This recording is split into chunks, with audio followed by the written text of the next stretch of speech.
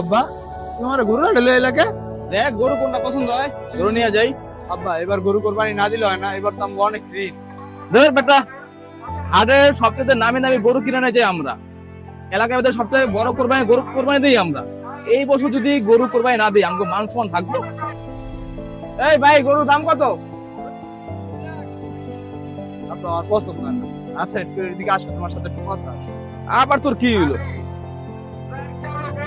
কি হয়েছে তোর, ক? আব্বা হ্যাঁ তোমার আনার কারণ একটাই, এবছর আমরা অনেক টাকা ঋণ, আর ঋণ থাকা অবস্থায় কোরবানি হইব না। ঠিক বেটা, এলাকা আমরা কোরবানি দিব না? এলাকায় আমাকে মান সম্মান থাকবো? দেখো বাবা, আমরা আল্লাহকে সন্তুষ্ট করার জন্য কোরবানি দিব, মানুষ দেখানোর জন্য না। হাদিসে আছে ঋণ থাকা অবস্থায় কোরবানি কবুল হবে না।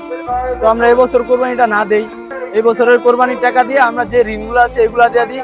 ইনশাআল্লাহ এমনও তো হতে পারে যে প্রতি বছরের থেকে সামনের বছর আমরা একটু বড় গরু কোরবানি দিতে পারি, আল্লাহ যদি আমাদের তৌফিকে রাখে। ঠিক আছে বাবা, তুই আমার চোখটা খুলে দিলি। আমরা কোরবানি দেবো আল্লাহকে সন্তুষ্ট করার জন্য, মানুষকে দেখানোর জন্য না। আর এবছর আমরা কোরবানি টাকা দিয়ে মানুষের ঋণ ক্লিয়ার করে দেবো। চল। কুরবানি গরু খোঁজার আগে অবশ্যই পাওনাদারকে খুঁজে ঋণ পরিশোধ করে কুরবানি দেওয়া অবশ্যই উত্তম।